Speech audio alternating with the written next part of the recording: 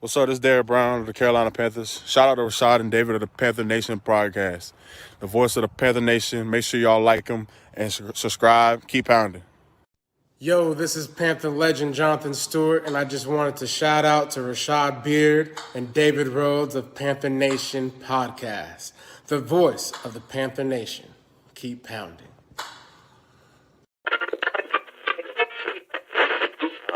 You are now tuned into the Panther Nation podcast.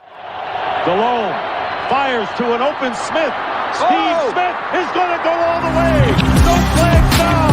Smith scores, and the Carolina Panthers win in overtime. Seal, he's intercepted by Keekly. Keekly inside the 20 to the 10 and to the end zone for another Panthers.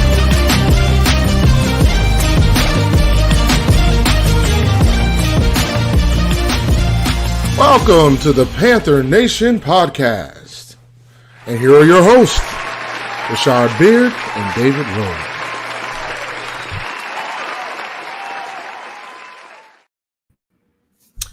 Yo, what's good? What's good, people? What's popping with the population? What's good? Can we get a mic check? Make sure everybody's good. Dave, how you feeling? What's popping? I'm doing good, man. Today was a good day. Today was definitely a good day. In the words of the great legend Ice Cube, today was a good day.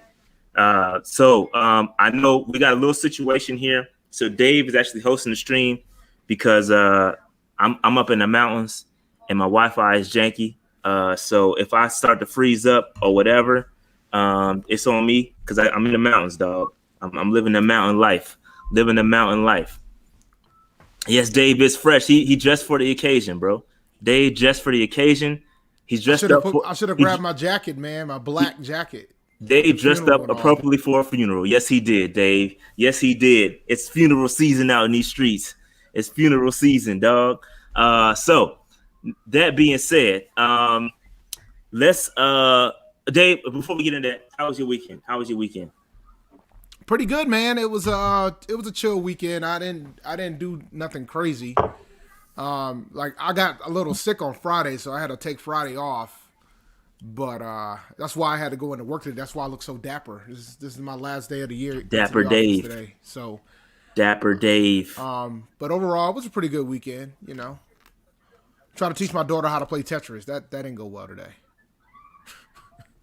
Yeah, man. Yeah. So your boys in the mountains. I drove up to the mountains yesterday, I believe. I'm up in VA, so yeah, man, it's cool. It's cool, man. I'll be spending Christmas here for the week. So that's all I got, man. Nice little ride up to the mountains. How many hours? 5 and a half. Not too bad. Yeah, man. That's pretty much it. All right, so Dave, can you add my other joint? Hold on 1 second. Hold on 1 second. All right, yeah, can you add that joint to the screen? There we go. All right. So before we get started, can you figure out how to remove that Marty Hurney fire? Take your time. No, don't worry about it. Take your time. So real quick, we must, there you go. Good job, Dave. Pretty quick. So shout out to Kevin Green, man. Kevin Green passed away earlier today. Don't know why. We don't know what reason as to why he passed away, but it's unfortunate. Kevin Green is a Panther legend. Kevin Green was one of my favorite players back in the day. Kevin Green was in WCW for a minute from wrestling. So I was a huge Kevin back when he was with the Panthers too. He was also wrestling for WCW. So it was big time. Also all pro during that time. So Kevin Green passed away, man. He was only 58 too, man. I don't know what happened. Yo, that is wild to me. Yeah, I don't know what happened, bro. But I mean, from a career, I mean, it was a short stint with the Panthers, but from a career perspective, he spent 15 seasons, played a total of 228 games, 734 tackles, 160 sacks. I think he ended up, when he retired, he was third on the sack list, 23 forced fumbles, 26 fumble recoveries, 5 interceptions, 3 touchdowns, 3 safeties, 5-time Pro Bowler, 3-time first-team All-Pro, 1996 Defensive Player of the Year. That's when they thought he was washed. That's when he was with the Panthers. A Super Bowl champ as a coach, I think with the Packers, if I'm not mistaken, and 2016 Hall of Fame inductee, man. Shout out to Kevin Green. Hell of a career. I'm really curious to know what happened. Such a young age, man. It's unfortunate, bro.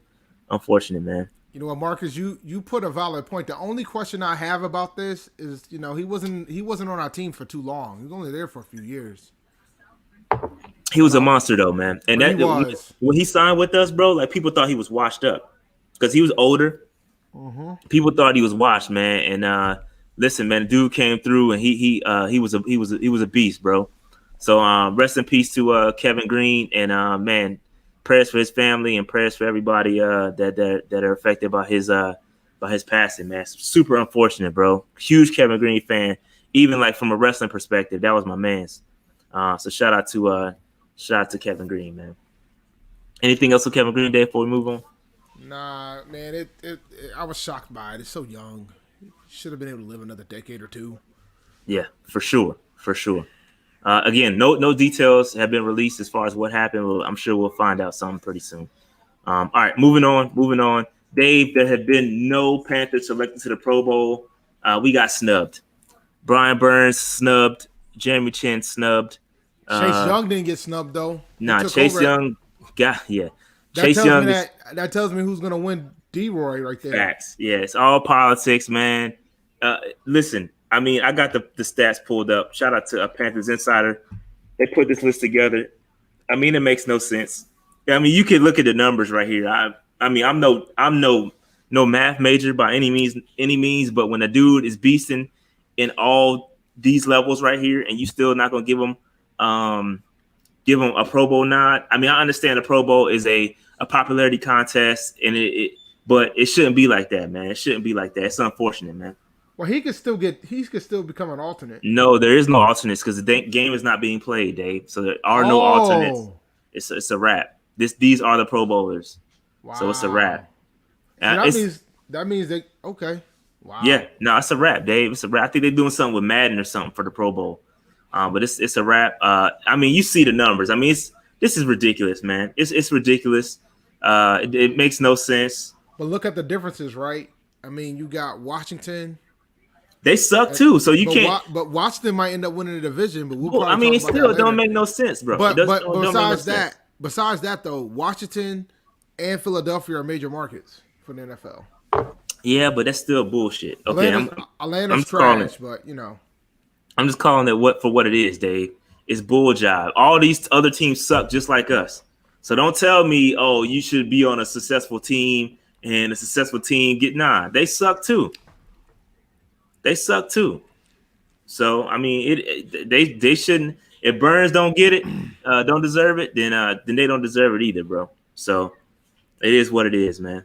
It is what it is. But it happens. It ain't the first time. It won't be the last time. But Dave, any thoughts on this before we move on to the big news of the day? I just wanted to put that up there for Pat. Shout out to Pat Coltrane, my man, Mr. Baby Bubba himself, the man. The legend. Because the NFL does hate the Panthers, so I concur. The legend. All right. So anything else? Let's go ahead and move on from Brian Burns. And I'm gonna be honest with y'all, we probably not gonna get into the game just because the Green Bay game, just because there's so much other stuff to talk about. We're probably not gonna get into the game. I mean, honestly, go ahead. I want to talk about this shit right here. That's bullshit. Madden ain't worthy of that. I just want y'all to know. Madden's trash. Yeah. So we probably not going to talk about the Green Bay game just because it's a whole bunch of other stuff. I'll talk about the Green. No. I mean, we can talk. If you want to talk about it, you can. Let's be quick. Refer. You want to talk about it again? Let's talk about the game. Go ahead, Dave. Go ahead. We blew another opportunity to win the game. We lost again. Teddy Bridgewater is 0 for 8 when he has a fourth quarter opportunity to win the game. Moving on. Yeah, I mean, just refer back to the other live stream. 7 times. Other 7. And besides, when you sit down and think about the grand scheme of things, even though it's not really his fault, y'all gonna blame him anyway. So we don't need to talk about the game. Let's move on to the big news today. All of it's not his fault, but yeah, he deserves some blame. But yeah, again, we won't talk about it. It's nothing really to talk about. We lost. I mean, what else do you want us to do? But we were supposed to lose this game anyway. Yeah, we were supposed to lose, but it's cool. It's cool. All right, so moving on. Big news of the day. Marty Hurney has been fired, bro. Finally, finally, Marty Hurney has been let go. Listen, bro, like it's been a long time coming, Dave. It's been a long time coming. And listen, Marty Hurney, bro, you have drafted most Panther legends. You've done a wonderful job in the first round for the past however many years you've been a GM. You always knock out the first round. But I said this before, and I said this all over. You invite me to anywhere you want to invite me to speak. And I'll tell you this, being a GM is more than just being able to draft in the first round, bro. It takes more than that. You can't just be able to draft well. You have to be able to position us to move and groove and do the right things, be aggressive, trade away certain things. He's never been that. He's been super conservative. You gotta be more of a risk taker in some instances. Not right now, obviously, but in some instances, you got to be a risk taker. You got to be able to move the needle. Just sitting back, watching things happen, and not making the appropriate moves. You got to listen. It's time to move on. It's time to move on.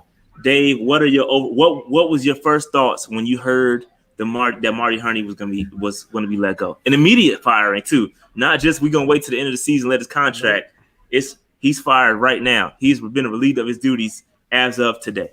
So the first thing I thought of was, boy, that time is interesting, huh? For those, like, who's our next opponent, Rashad? The Washington football team, Dave. That's what I thought. The timing was very interesting. I don't know if it was a matter of, oh, man, we about to go see Ron. We might as well get Herni ready to go see Ron with him. I don't know what it was. It's just the timing. Like, if you already had hesitation about keeping this guy, you should have already done it. You should have did it. Like Pat said, you should have freaking did it when you got rid of Ron. If you're gonna clean house, when you clean a house, when you clean a crib, you don't just leave the kitchen floor, and you don't leave pots and pans in the sink, Dave. No, you don't. And that's what they did. They left the pots, the pans, they left all the wires on the floor. They let a couple dust bunnies walk around this joint. Like, they just left everything. They left a lot of things on the table. They didn't even vacuum, yo. Yo, nah, man. They thought the broom would get it done. They were sadly mistaken. Yeah. So again, and we there's been so many missteps that have happened. And I just gotta go back to Tepper, man. I can't trust it. I mean, I went back and forth with a dude on Twitter that questioned me as to why I don't trust David Tepper. I'm like, bro, do I really gotta explain it? Dog. I mean, seriously. Tep has shown you, like, the thing is, man, like, I think a lot of folks have given Tepper the benefit of the doubt because of the whole hedge funds manager. He had one of the best funds ever as a hedge funds manager. Like, he was like one of the best at what he did. But obviously that shit don't translate to sports because he out here firing Rivera, keeping Herni, and supposedly Herni selected this coach. Oh, yo, like, but I ain't buying that shit, Dave. Like, how do you let? And I did listen to Pat's live stream earlier. He hit it spot on, bro. Like, how do you let this dude have a choice in who the coach is? Then you fire the dude. See, this is how bad teams stay bad, right? This is the cycle of how bad teams stay bad. The thing is, Pat thinks that Herni did have a say in the coach. He obviously did. I don't know if I agree with that. He did. He was there when they interviewed. Of course he did. He was there when they interviewed him. They wrote a plan together, just because he was there, listen, man, he was there at the draft too. You think he made all them damn picks? We giving him credit for all the picks? No, I'm not giving him credit for all the picks. All right, so like he was there too. He was out in the room chilling too. I don't know if I'm gonna give him credit for all them picks. Nah, man. So that's my thing. So like, okay, so you draw the picture up. See, now I'm getting all conspiracy theories, but we're in the conspiracy theorist era anyway, so F it. Facts. You draw this picture up. You're like, yeah, Herni was there. Herni was there when he came to his house. I'm not completely, I know he said he did. He had something to do with the hiring of the coach, bro. Then in that case, you know what that means? You know what that tells me? Matt Rule being out the paint within a year is not out of the question. Like, this is how you stay bad. And see, But let's be real about it. If Herni legitimately had a say in the head coach, he did. That is a fact, Dave. He did. All right, if he did, He Rule's co-signed on the it. hot seat then. He's on the hot seat. No, Period. but see, Dave, it's a trickle down effect because right now you even got this dude. You even got Tepper saying right now that Rule was going to have say in who the damn GM is next. Like you can't, like you. This makes no sense. Like Dude, this makes no, zero but you know sense, what? bro. But you know what? It's fine. So that tells me that if Rule has a say in the GM, they pick this GM. This franchise remains, and if this franchise remains a dumpster fire, everybody gonna be gone, and then we're gonna be starting over again. But you guys want to bring a quarterback into this shit. That was my biggest fear. And see, listen, I'm glad that they got rid of Herni, and I think that's step one. Okay, I think hold on, I'm happy. hold on, Dad. Let me finish this thought. Go Let me ahead, finish this go thought ahead, real quick. go ahead. I'm glad. This is step one because we talking about drafting the quarterback, and again, I have always said it needs to be the right circumstances if you're going to draft a quarterback, and this was step one. Step one was getting rid of Marty Hurney because I knew he was not going to be around long term. So you got to bring in a GM. Let the GM and Matt Rule get on the same page. Whatever you don't do it that way. Typically, you hire the GM and the coach together, or you hire the GM first and let him hire the coach. We did it the complete opposite way, and even Tepper admitted to that today. He admitted to that. Okay, so you don't do it that way. Okay, and so my biggest fear was bringing a coach. Bringing a quarterback into an unstable franchise, in which we are right now. We are very unstable, and until we name that person and who it's going to be, I'm still on the fence. Like even right now, I'm still on the fence in us drafting a quarterback. It sounds nice in theory, but I don't know who the guy is that we're bringing in. Who is this guy? What is his theory? Where did he come from? What kind of GM is he? Is he an analytics guy? Is he going to be a is he a trenches guy? What kind of dude is he? A defensive guy? Like what is his pedigree? Where did he come from? And these things need to be considered before you draft the quarterback. And see, that's why I was on the fence. Go ahead, Dave. My bad. He's gonna be the new GM's gonna have to be an analytics guy. But the thing that bothers me more than anything else is that we could have fucking had Andrew Berry, yo. That again, Dave. Like that's the biggest point. It's like, yo, I was so hot because. Not only that, Dave, we should have had the same package that Cleveland got should have been ours. Okay, we should have had their head coach. We should have had their GM. That package that they're working with, I would have been fine with should have been ours. I would have been fine with Stefanski. I would have been cool with it. I would have been a little bit irritated about not getting Eric Bieniemy, but I would have been fine with Stefanski because I would have gave him a fair shake.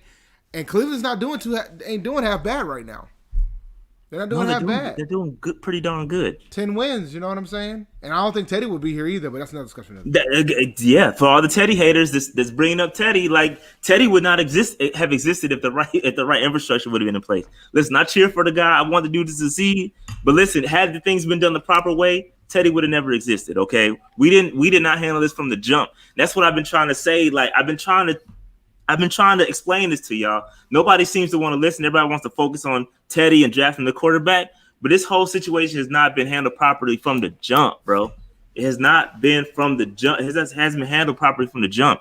We had Andrew Berry, bro. All we had to do was make this decision. This exact decision that we're making right now should have been made in the summer. 7 months ago, whatever, before the season started. And we should have had Andrew Berry. We could have been on a whole nother path. We could have been on a whole nother path, bro. But no, we kept turning it around. Tep has no clue what he's doing. He's just going by the seat of his pants, making decisions as he goes. The shit it's just not good, bro. Like, and I don't trust Tepper. This dude talking about being a tiebreaker in decisions between the quarterback and between the GM and the coach. And the coach, like, bro, come on. What are we talking about, man? Like, what are we doing, bro? What are we doing? What are we doing, man? Listen, I know everybody doesn't like Marty Hurney. I know people are happy that he's gone, but the timing of this shit is unbelievable to me. It's just unbelievable to me. He'll be in Washington in a month or two. Mark my words. He'll be in Washington. Not a doubt in my mind. They even kind of hinted to it too, because they asked the question, And it was like, well, now we want to give Marty an opportunity for other positions if you want him. He'll be in Washington in a couple weeks. But now it's just, we could have had Barry. We could have had Stefanski. Instead, we got Rule picking the GM. You guys might get your witch, man. You might not have Teddy. No, I think, dog, the way things are going between Rule and the miscommunications between Teddy and Rule, I think Teddy's days are definitely numbered. You could definitely see by the way I think Tepper said something about you got to keep evaluating. I don't have the exact quote, so I apologize. He said something about keep evaluating if you ain't got a quarterback that can get you to the Super Bowl. Correct. Make the playoffs. Correct. He said make the playoffs, bro. He said make playoffs. Yeah. He said make the playoffs. And he said it's about winning a a Super Bowl. Yeah. So when you say something like that, that tells you everything you need to know. Yeah. No. And I agree with what he said. No, I definitely agree. I agree with what he said. Listen, it's about you evaluate, right? And evaluation doesn't negate Teddy. It doesn't be like, oh, Teddy's out the paint. It definitely leans that way for sure. I'm not that naive. But what I'm saying is that you got to evaluate, bro. And he also said something about when it comes to drafting the quarterback. He said it depends on who falls to us or something like. And I agree with that too. Like you don't just reach for dudes. You let the draft fall to you and see what happens. So if we draft the quarterback, I've been telling y'all this. I don't have a problem with us drafting the quarterback. I don't.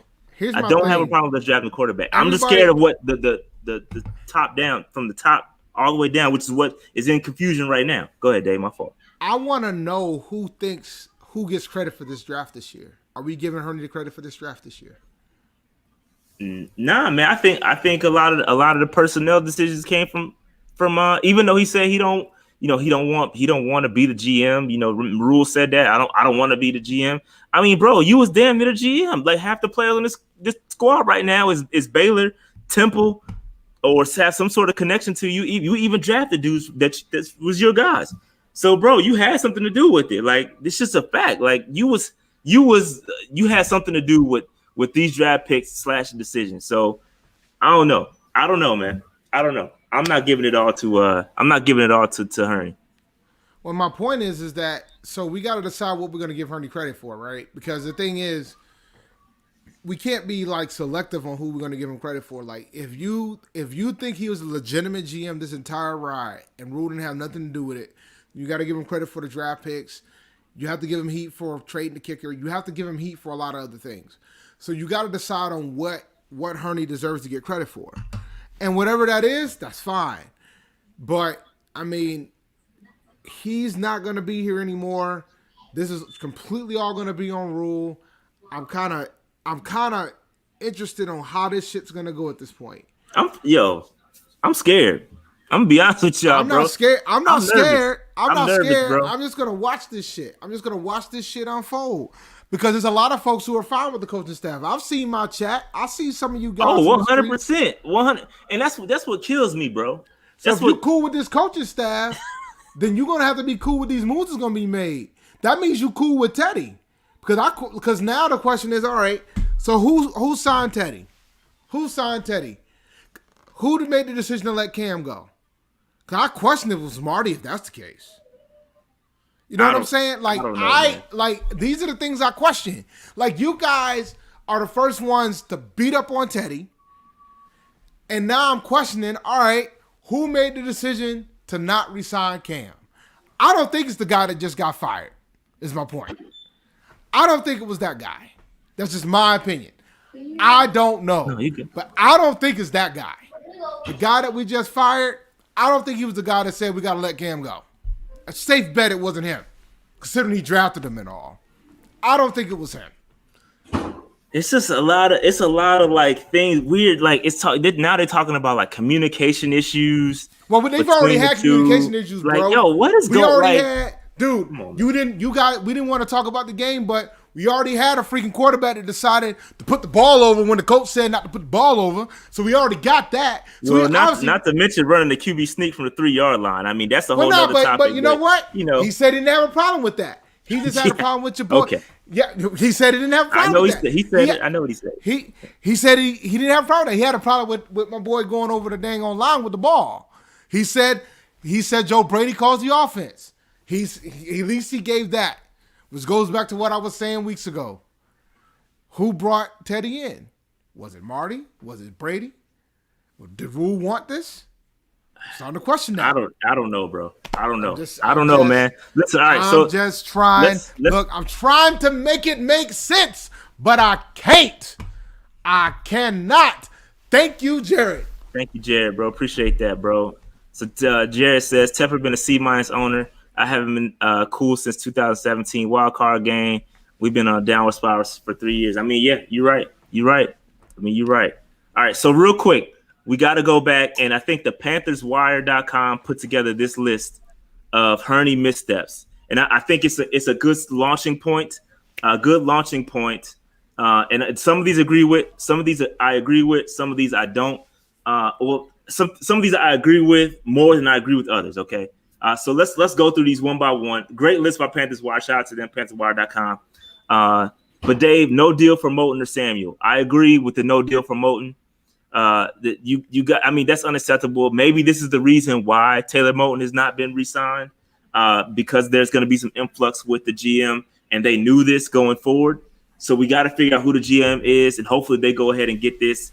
They tag them and then figure some shit out. Give them the bag. Whatever it takes to keep Taylor Moton, it needs to be done. Okay. So yes, I think that may have something to do with it. And so no deal for Curtis Samuel. Curtis Samuel can be replaced. I love Curtis Samuel, but that production can be replaced. Look at the dude from Clemson. What's your boy from Clemson? All right. Let's stop right now. Go ahead. We can't sign them both. And the reason why we can't sign them both is because of those two contracts under the no deals. We can't sign them both with the cap dropping. Ain't happening, buddy. We can't sign them both. We'll probably be able to tag one of them. And if we're going to tag one, it's going to be Moton. Carry on. Yeah. So, and then, okay, so Shaq Thompson extension. Yeah, I agree with that one. You paid Shaq Thompson, and you didn't pay James Bradbury. Okay, I get that. Again, I've been opposed to paying Bradbury 16 whatever million he got. I still stand by that. I don't think he's worth 16 million. Could you got something close to that? Maybe. But again, letting James, that's why there's no asterisk by that. And then Christian McCaffrey contract. I believe the way the Christian McCaffrey contract was written on the PanthersWire.com, I think the way he said it was that there was still a couple years left on the deal, and we extended him too early, meaning that this is Christian McCaffrey's a fifth-year option year this year, and he's saying that we could have let him play under that for 1 year and then re-extend him. Hell, I don't even disagree. I disagree with the whole entire contract, period.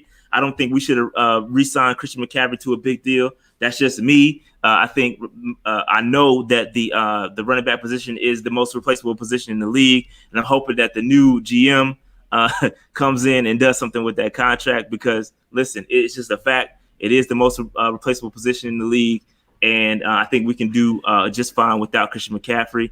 That contract is huge. Again, everybody's mad at the Teddy contract. I think he'd be more mad at the Christian McCaffrey contract. Once you'll see, you may not get it right now, but you'll get it a little bit later. You'll see. It took me some time to understand it too, so I'm not gonna, if you disagree with what I'm saying, I'm not gonna be mad at you because it took me some time to get to that point too. But listen, the Christian McCaffrey contract, it shouldn't have been had. We should have traded. We should have been more. It didn't take me that long. You know why it didn't take me that long? Go ahead. Because we've already seen this road before of paying freaking running backs too much money. We've done this twice. This is the third time. I mean, you look at most teams that signed their quarterbacks to big money, their running backs to big money. They regretted it soon after. I won't mention Todd Gurley. I won't mention Zeke. Even Zeke, look at what they're doing. They're probably talking about. They hate that. This is a bunch of them. The thing is, too, man, we did it. At one point, we had we started it too. We had two of the top 6 highest paid running backs in the NFL. One point, that's what we had. We had D'Angelo Williams making too much money, and we have Jonathan Stewart making too much money. And I think Jonathan Stewart is a Panthers legend, but he was making too much money, bro. No, he's got his money, but damn. So you don't want to restructure Teddy's deal. You just want him to play that next year. Let him. You're not going to get any money from recouping Teddy. You got to just let him. Either if if you draft another quarterback or whatever, he's going to sit behind Teddy next year. Teddy's going to be on this roster next year. And listen, I don't agree with the length of Teddy's deal because it's only a 2-year deal. It's not a long-term deal, bro. Like that's not like people keep bringing up this dude's contract. It's a 2-year deal, bro. It's not a Carson Wentz deal. Go look at Carson Wentz deal. Yeah, go look at Jared Goff deal. Go look at Matt Stafford's Jimmy deal. Garoppolo's deal. It's not those deals, bro. Like we could have made a huge mistake, dude. And we didn't. We dodged the bullet. I mean, the only thing you can question is whether or not you let Cam play his final year of his contract. Facts. Now I agree with that. Only thing you can question at this point. You can question whether or not we should have signed Teddy, but everybody should be happy that he only signed Teddy for 3 years. It's essentially a 2-year deal too. You can cut him in the 3rd year for $5 million, whatever. It's not that big of a deal, bro. Yeah, exactly. I agree with Marcus. If you want Teddy going, you got to trade him at this point. You got to trade him. That's the only way you're going to get rid of him. And they'll be able to trade him because the contract's friendly. Even at $23 million, $21 million a year, that's friendly for a quarterback. Like, that's friendly for, like, let's say hypothetically, right? Let's say the Jets, because they decided to win a game on Sunday, they decide that they don't want to go they wanted Trevor Lawrence. They're not going to be able to get Trevor. So they decide to take the best tackle in the draft. They take Panay. They could trade for Samuel. They could trade him. We're not gonna get as much as you think we're gonna get for him, but they could potentially trade for him and let it be a quarterback competition between him and Darnold. That's a legitimate situation that could happen. So, I mean, trading them is not the contract's movable because of the position. Because you look at what quarterbacks are making, I mean, Teddy's middle of the pack compared to most. Yeah. So let's see what else is on this list. The Rashawn Gallman pick, 3rd rounder. Yeah, you can't do that. Greg Little pick. It seems to be but I don't have an asterisk by that because I'm not mad at him trying. I'm not mad at them trying to get a left tackle. They tried. They traded up to get it. It didn't work out. I can't be mad at that. You try to get a left tackle of the future. It didn't work. It's not too soon, bro. This dude is. But this is only his 2nd year. We haven't even seen him, bro. Like he was supposed to be that dude. Like he was supposed to be at least. You supposed to play behind somebody, then at least get some snaps, bro. He's not. He's letting the undrafted dude get some more snaps than him, bro. So yeah, the Greg Little pick. I'm not mad at that. Listen, you tried. Man, I agree with Marcus. The contract's fine because Ted's contract is fine because we can get rid of him after year 2. Like he's literally the bridge. It's a 2-year deal. What you guys want? Again, we stuck with. I don't understand how you not upset with Christian McCaffrey contract, but you upset with Christian McCaffrey got us locked up for like the next 4 or 5 years, and we're already starting to regret that. He didn't even play a snap this year. Is he gonna be injury prone for the rest of his? We don't know. I'm just speculating. Is he gonna be injury prone? Like, listen, we only stuck to Teddy for 1 more year. Next year, that's it. You can cut him. Like, that's not a bad contract, bro. I said it earlier, and I'll say it again. The injury, let me tell you something, guy. The injuries are different when you start getting the deal. It's a fact. There's a different level of injury level. And I'm not saying he's not hurt. I'm just saying it's different. It's just different when you're making 12, 13, 14, 15 million a year. Okay, and so then we talked about the Will Grier pick. Pick could have had, that was bad. We could have had Chauncey Gardner Johnson, CGJ, who is balling out for the Saints right now. That we could have had him there. We didn't. So I won't. Will Grier, it is what it is. He not seeing any snaps. And then the length of Teddy Bridgewater deal, again, it's only a 2-year deal. I disagree with that one, but it is what it is. Releasing Cam, that's debatable. Go ahead. But it's not 1 year too long, Rex, because I mean, you got a new head coach in here. He wants to get his guy. But somebody made a decision that Teddy was the guy. You got to give him at least 2 to 3 years, and we could bail out at 2. I mean, it's not 1 year too long. He probably wouldn't have came if we gave that man a 2-year deal. Like, I don't think he would have came if it was like we could cut and bait in 1 year. So a 2-year deal makes sense for a quarterback. You got to give that man an opportunity to succeed. You got to give that man some time, some people around him to succeed. Like, let's not. That's not the way it's going, though. That's not happening. That's not. I think Teddy will have 1 more year. I think I'm quite certain. I don't know who the GM is going to be, but I'm quite certain they're going to be like, all right, let's get a quarter. I'd be very surprised if we don't have a quarterback coming out this draft. I don't know when they're going to take him. but I won't be surprised if it's in the top 3 rounds. Let me tell you something, bro. Go ahead. If they don't take a quarterback with the 4th pick, Panther Nation is going to explode. No, I just think it depends who it is. We can do a mock here later, but I think, listen, I have a feeling, I have a sneaking suspicion that Justin Fields might slip a little bit. The answer right there, Renegade, is no. Because we cut him, you don't get a comp pick. The answer is no. Which goes back to just letting him finish his contract. Then we probably could have got a comp pick potentially. Yeah, we cut him, so we ain't getting a comp pick. But let's see. So and then they said releasing Cam was a mistake by Herni. Listen, but was it Herni? Like, I don't know. I don't think it was Herni, man. It's all speculation at this point. Yeah, but I question it. I don't think it was Herni that let him go. It's all speculation at this point. But I could add a couple more lists to this list. I could add Bucker. Bucker. Yeah, you could add Bucker. I can add Kenny Robinson from this year's draft. I could add. Y'all really don't want me to say this, but I could say hiring Matt Rule. I could add that to the list. If he hired him, he had a hand in it. He's a GM when it happened, so that's his guy. Which is another issue, but there's a few more things you can add to this list, bro. If we're saying, like I said earlier today, if we're saying that Herni hired Rule's days are numbered, bro. They're numbered. If we're conceding, there's another one. Jordan Scarlett, that's another one. So, yeah, man. So, anything else on these missteps? Any more missteps? Listen, I have a sneaky suspicion that Fields might fall a little bit too. If Fields falls to 4, bro, I'm all over it. I have no again. Don't mistake my Teddy support for me not want. No, because I just support Teddy because I think, dude, I just want to see dudes succeed from off that knee injury. So I gotta, I just wanted to succeed, but whatever. I don't think it's gonna happen. He's not looking that great. He's going downhill as the season goes on. He's not getting better. So I have no problem drafting the quarterback at all. I don't have a problem. Never had a problem with drafting the quarterback. But yeah. So yeah. If that happens, I'm taking Fields in a hot second. I like Fields. But I'm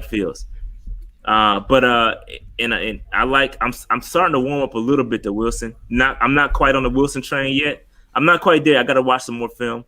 But I will say with Wilson, what I do like so far is I do like the gunslinger, man. I like that. I like the gunslinging. But you don't like Jake. That. No, I like Jake. I don't like Jake because Jake.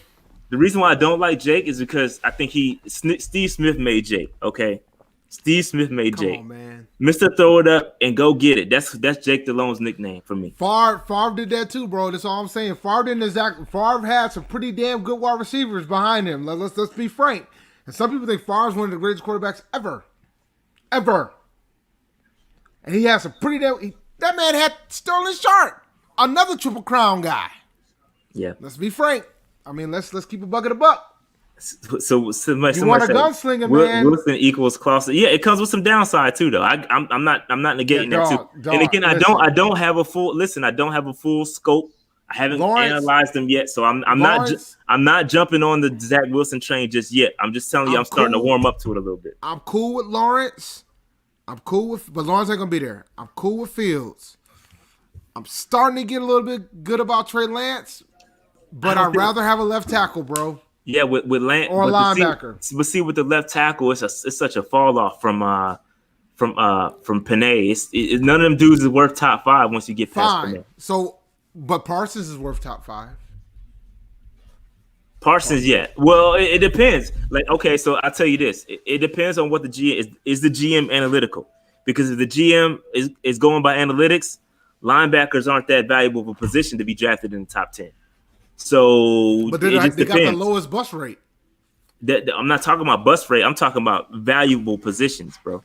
It's about the value of the position. We're talking offensive. We're talking about left tackle. We're talking about wide receivers. We're talking about cornerbacks. And we talk about quarterbacks. Those are the valuable positions. So it depends. Again, it depends on if the dude's analytical or not. Again, defensive tackles. That's why we got such a low grade on Derrick Brown last year from PFF. Is because they don't the analytics don't say that they don't the defensive the interior tackles don't affect the game enough to be valued that high. So again, it's all about the positions that affect the game and have the most effect on the game snap to snap. And that's going to be your left tackles, your quarterback, your right tackles, your quarterback. No, yeah. So again, with Lance too, yeah. So I'm with Lance though. With Lance, I think I don't know if it's going to mesh with Joe Brady's system. Like Lance he needs a system built around him, and that's the same. It's the same thing with Teddy. Y'all seeing with Teddy, y'all not going to like Lance either because Lance is going to need he's going to need that Greg Roman touch on him that Greg Roman has with Lamar Jackson. He's going to need that. So, but yeah, we won't get into the picks. My bad. We won't get into the picks. We'll keep moving on real quick. What is this? So again, Dave, we talked about this earlier, and we could have had Andrew Berry. We flaked. Didn't happen. And, it is instead of letting go of Marty Hurney 6 months ago, like you should have, we flaked on Andrew Berry. Could have had our GM in place already. So I just put this on here. It is what it is. Again, so Dave, I have a list. Here are this is not necessarily a comprehensive list, but this is the GMs that are out there at the moment, potential GMs. Again, we're in the same conversation with the Houston Texans, Atlanta Falcons, Washington Football Team, Jacksonville Jaguars are all looking for a GM as well. I think that Rashad, yeah. Go ahead. I disagree. Go ahead. The Washington Football Team is not looking for a GM. You think they're gonna hire Herni? Absolutely, they're gonna hire Herni. We'll see. No, we'll see how much that relationship worked because I don't know if it did. Bro, maybe they didn't work. Maybe it did. Maybe it didn't. We don't know. Nah, it worked. No, trust me. Herni's gonna be in Washington. Maybe he might not be the GM, but he's gonna have a job in Washington. And Louis Riddick is interesting, but I think Riddick's probably gonna end up in Detroit. We'll see. Let's run down this list real quick. Samir Suleiman, he is the capologist for the Panthers. So we're familiar with this guy. If we happen to hire within, you're looking in between Samir Suleiman or Pat Stewart. Pat Stewart, director of player personnel, came from the Eagles, responsible for bringing in Rasul Douglas and a couple others from the Eagles. And so, you're looking at continuity, right? That's the plus from bringing in a Pat Stewart and a Samir Suleiman. You got continuity between the GM and the coach. They already know what's going on. They know each other. So that is a positive. Okay? Then you go to a guy like Dan Morgan. Yes, Dan Morgan, that is the former linebacker of the Carolina Panthers. He is with the Bills right now. He's director of player personnel. And so this could be another one. Again, he begun his executive career with Seattle in 2010 when he had an internship to their director of player personnel for a few years. Then when he was poached from us, from Brandon Beane. Brandon Beane had a relationship with Dan Morgan. They went up to Buffalo together, and so Dan Morgan could in turn come back. Could be a good situation. Brandon Beane is doing awfully well up in Buffalo right now. Mm-hmm. Could we get a slice of that? That could be something. You got Mike. Here we go. You got Mike Borzini or Borzongi, whatever. Borgonzi, whatever. I don't know. Whatever. Borgonzi. Whatever, man. I've been sipping. Okay, sue me. All right, so he's a current director of player football operations for the Kansas City Chiefs. That's all I need to say is Kansas City Chiefs. He's with the Chiefs. You know what? Yep. This is a valid point. Did Marty draft him? He did. I think he did. I think he did. Really? I don't know. No, he did. I don't know. I'm not gonna say yes or no because I don't know. I have to check. Let me check. See when he was drafted. Hold on. Continue. So you got Mike Borgonzi again from the Chiefs, football director of football operations. He began as a college scout administrator for the Chiefs. Was promoted 6 times in just 10 years. So this dude, again, he's been with the Chiefs since 2009. He's seen the good, the bad, the ugly. Did you say Terry Fonzie? No, Mike Borganzi. Oh, Borganzi. Okay, we're not at Terry. So yeah, Dan Morgan got drafted the year before Herni got hired as the GM. So he didn't. Gotcha. All right. So Terry Fontenot or Fontenot. Whatever, man. Whatever. Listen, I'm trying to help you out, man. I actually had an employee whose last name was Fontenot. That's why I don't know why I know. Whatever. New Orleans Saints director of player personnel, director of pro scouting. He was with the Saints. Has been with the Saints since 2003. So he's been with the Saints a long time. Again, been there with the good, bad, and the ugly. The Saints are 35-8 since 2018 with a limited arsenal. 2018-2019. Again, he had a lot to do with them drafting well. Okay, and again, you could say like it or not, and I think this might be an issue. If we bring in this cat, Teddy ain't going nowhere because this dude was responsible for bringing in Teddy. He was responsible for bringing in Teddy to the Saints. Demario Davis, Malcolm Brown, Jared Cook, Latavius Murray all came at the hands of Terry Fontenot or whatever. So what I'm hearing is, sir, is that the fan base would explode if we bring in Mr. Fontenot. Yeah, whatever.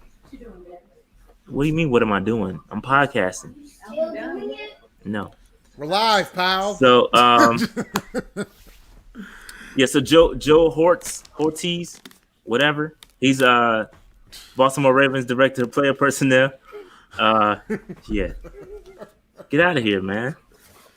Look, man, it's Christmas time. This is what you get. I know. Get out of here, bro. My daughter has been dubbed a boomer at her school. So she because she goes to bed early. So because she's a boomer. We on vacation. Let the people know. They on vacation. All right, keep going. Go ahead, Dave. So we got Ray Cowden, who's the vice president of player personnel for the Titans. The Titans have done a phenomenal job building that team. I mean, they made it to the AFC Championship game last year, so you know that's a big deal. So I think he might have a potential. He could potentially get an opportunity here. And then we got Ed Dodds, who's the assistant general manager of the Colts. You know what I'm saying? I've always picked on him with that jersey, but you know what? They fixed that line, and Phillip Rivers has been pretty protected all season. Yeah, no, talk about how good they've been, and the defense has been pretty good too for the Colts. Yeah, Ed Dodd came in. He's been there since 2017. So the Colts been balling since Ed Dodd got there as assistant general manager. This is one I actually really like. I like Ed Dodd a lot. They turn that joint around a lot. Their defense has been killing. He was with the Saints. He was with the Seahawks too, with the Legion of Boom when they were put together. So I like Ed Dodd a lot. Or Ed Dodds, excuse me. I like him a lot. So I'm a fan. I'm a fan with Ed Dodds. And Omar Khan, obviously we know Omar Khan's with the Pittsburgh Steelers, vice president of football operations or football business administration. Been with the Steelers for a long time. Again, they got that connection with David Tepper and Jeff Ireland. He's with the Saints as well. Saints VP, assistant general manager, whatever, blah, blah, blah. He's been with the Saints since 2015. He's been with the Seahawks, Dolphins, Cowboys, and Chiefs. So he's been with a lot of people. And one name I'm hearing a lot is Nick Caserio. And I don't want this cat. He came No. That's a good question, Mark. That's a good question, Rashad. What do the Astrix mean? Oh, the Astrix are guys that I like. Those are Astrix. Astrix are guys that I like. Those are guys that I'm a fan of. And by the way, I have no interest in bringing anybody in here from the Patriots unless his name is Bill Belichick. Facts. If his name is not Bill Belichick, I have no interest whatsoever. I don't care about no OCs, no DCs, no Hammer C's, Hennessy, none of that. If his name ain't Bill Belichick, I don't want him here near my franchise. Nobody. None of them. Omar Khan was somebody that folks thought that we were going to potentially have already on here to replace Herni last year. Yeah, Omar Khan is from the Steelers. He's been with the Steelers for a long time. Tino had that connection with Tepper, so we definitely thought that they would, be that he would come in pretty quickly. But that did not happen.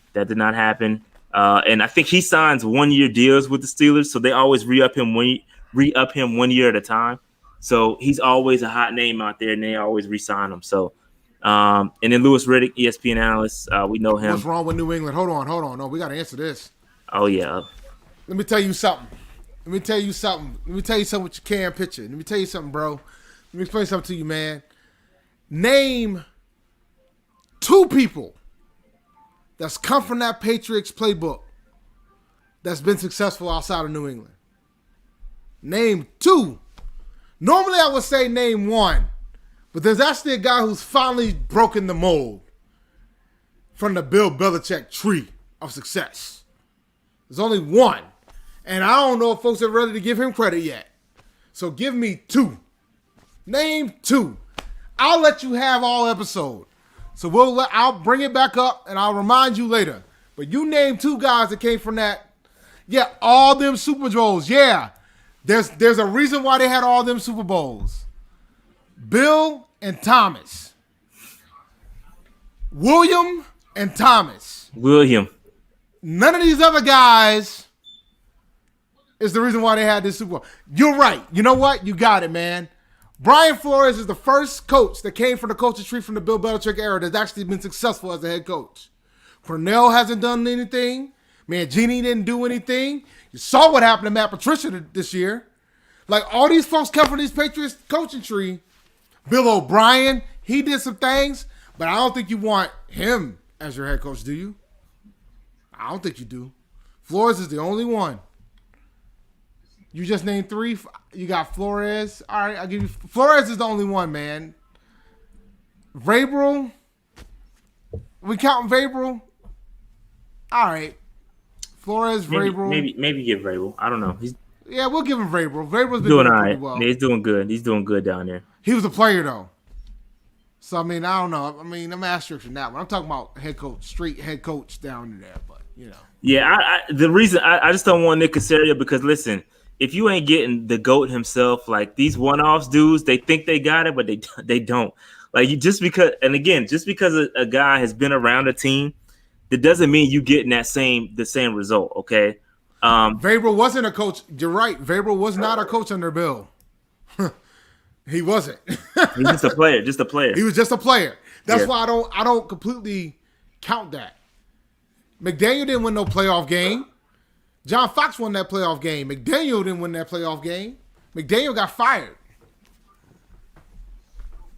Yeah, so I'm not. Vrabel was under O'Brien. That's valid. Okay. So do we really count that? I don't know if I count that. I don't know. I'm not sure. Yeah. So again, I'm not especially the Patriots, man. I'm not a fan of bringing in cats from them, man. I'm just unless you getting Bill himself, then I don't want no smoke. If I ain't getting Bill, then we ain't keeping it real, man. Top of my list, I like Ed Dodds a lot. I like the Borganzi kid, or kid. He's not a kid. He's the grown ass man. Dan Morgan would be interesting. I don't know what his chops would look like from a personnel standpoint, but it would be interesting. A couple guys out, and Khan. I would like Khan. Obviously, he came from the Steelers. He's been around Steelers for a long time. Again, does not mean it'll translate automatically, but I like Khan a lot. But anything else on this list, Dave? Anybody popping out to you? Borganzi is interesting, but Borganzi would be interesting because of what the success that the Chiefs has had. I don't want Caserio, man.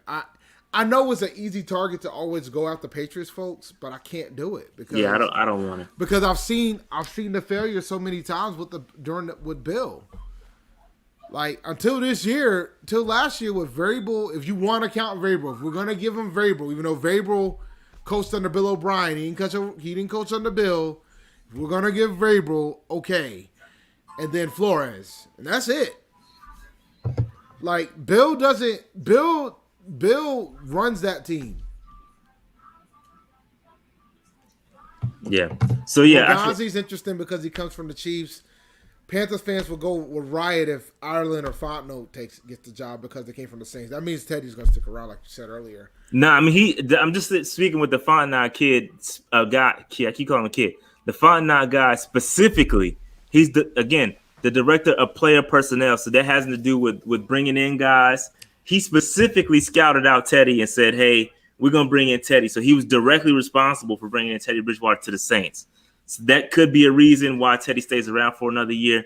Again, this roster has a long way to go. So I don't think Teddy's going to be around. Again, there's a way to build a team. I don't think what we're going to do is necessarily the right thing. I think we're going to bring in the quarterback too early from my perspective, just because there's a window. And we talked about this window. Just me personally, I just think we're opening up the window a little bit too early. We have time. We have a couple more years to build this roster. And again, I don't know who the guy is. I need to see the GM, and I need to see where he came from, what he did as a GM, what he values as a coach. Is it gonna be do you value the trenches, or do you value offensive line play? Do you value defense? I just need to see what's going on, man. I need to see what's going on. Anyway, the Rooney Rule. So somebody asked about the Rooney Rule. Other than, oh wait, no, that's not it. Other than Riddick, which is the obvious one, Omar Khan would fit that bill. Omar Khan would fit. Yep. Samir probably would fit that bill. Samir would. Yeah, and I don't know if Ray Cowan's black. I have no idea. I don't know. I don't know. I don't know about Ray Cotter. I don't know if Ed Dodds either. I don't know the race of a lot of these guys. Yeah, but Khan and Suleiman are minorities, so they would absolutely fit the bill for the Rooney Rule. And I think we get a draft pick if you hire a GM too, right? No, that's not the case. It's not. Okay. So the rule is that if you are a team that develops a guy and they get hired by another team, that's how you get the draft pick. You don't get the draft pick for hiring them. You get the draft pick for developing them. So no, we don't get the draft pick. So it's going to be a while, is what I'm hearing. Yeah, it's going to be a while before we get a draft pick for developing somebody. But somebody, I mean, look at those teams. Like, look at like Samir for the Saints. That could be one. Not Samir. Excuse me. Ocon from the Steelers. That could be one where they developed a guy. We hired them. They would get essentially a third or first round. It's a coaches apply too, though, Dave. So it's if the Chiefs, if Eric Bieniemy gets a job, correct, the Chiefs will get a pick. Correct. Yep. That could actually hurt Bieniemy when you sit down and think about it. You're gonna give the Chiefs another pick. Chiefs probably gonna go to the Super Bowl again. I'm sure he will be. I'm sure Bieniemy will be okay with that. I know, he's getting paid as an NFL head coach, so. But yeah, so that's how the rule works. If you develop somebody, they end up getting hired by another team. So it applies for it applies for GMs and head coach positions. The picks are based on those two. So if you get a GM, I think it's like a third or fourth round, and same with the head coaches. But all right, so anything else on the GMs? So Hold on a second. Oh, this is a good question. So if Samir gets promoted, would we get our pick? No, we wouldn't get one. No, because it's promoted from within. What are we gonna give ourselves a draft pick? That's not how it works. You develop from another. It's got to come from another team.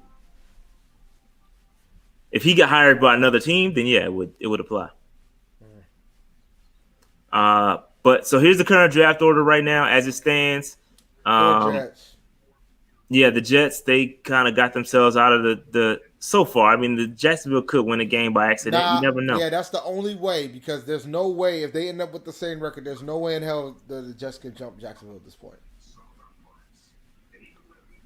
Yeah. And, like, there's a lot of Jets fans that do sports commentary. Like, I think Rich Eisen is a Jets fan, and Greeny is a Jets fan, and they're demoralized right now. They're hurting. Because I guess if they end up 1-15, they'll be the first one. There's only one other team that's been 1-15 that didn't get the number one overall pick. Do you know who it was? No clue. The 2001 Carolina Panthers. Oh shit! They didn't get the number one pick because the Texans was the expansion team. They took David Carr and we took Julius Peppers. Worked out. Worked out for sure. Yeah, but yeah. So this is the current draft order. Again, we're getting in that territory. We're getting close. I think this is the highest we'll be able to go. just because I don't think Cincinnati's going to win a game, and then there's only 2 more games left. So obviously you only got. But even if Cincinnati wins more games, it doesn't matter because of the tie. Cincinnati's stuck at 3. The best we can get is 4 at this point. Exactly. So again, the Jets still have Sam Darnold. I'm gonna assume that they're gonna get rid of Adam Gase. Whoever that coach is gonna bring in their quarterback, obviously. So you never know what happened. You know what's gonna happen there. Well, there's talks that now that they're not gonna be able to get Trevor, that they might skip Fields. So I Fields saw that might too. Legit be there at 4. I saw that too. I saw that to where if they skip on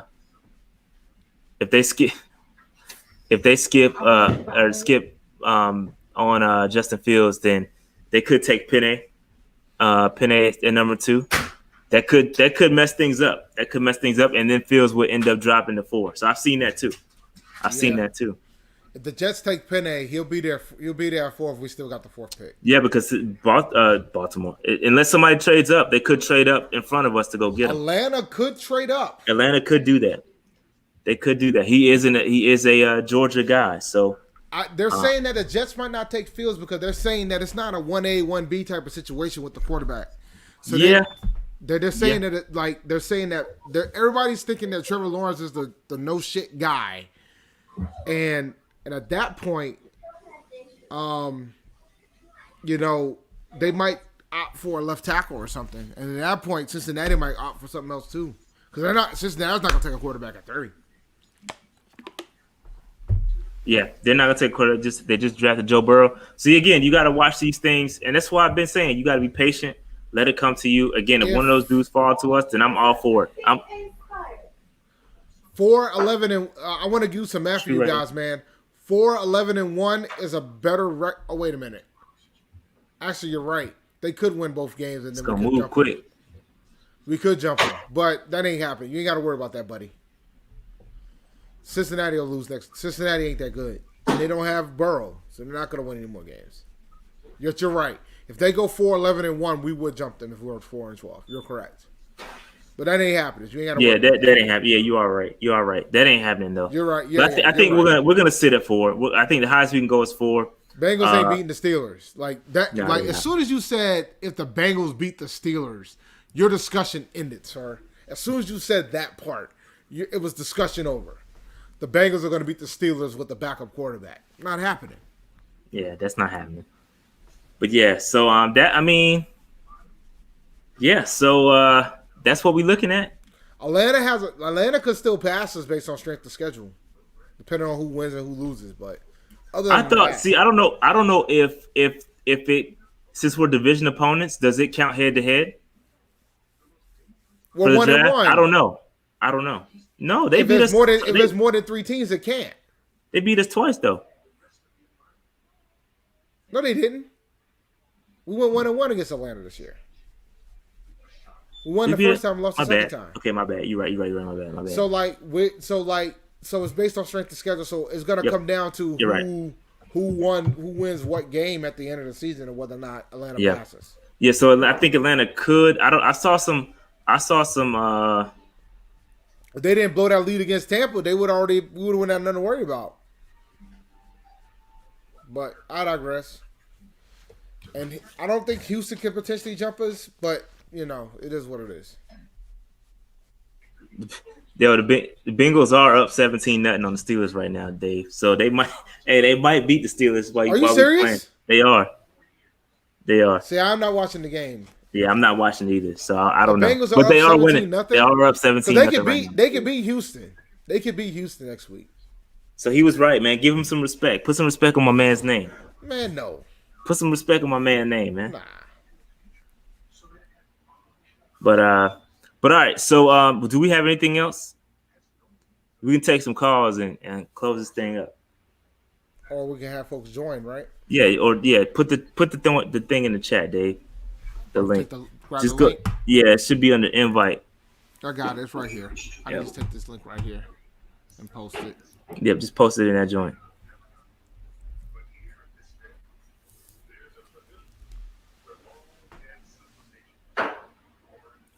So yeah, just join the chat. You can I didn't stream and you can like. talk. I don't watch the Monday night games anymore. Yeah, I don't watch them either.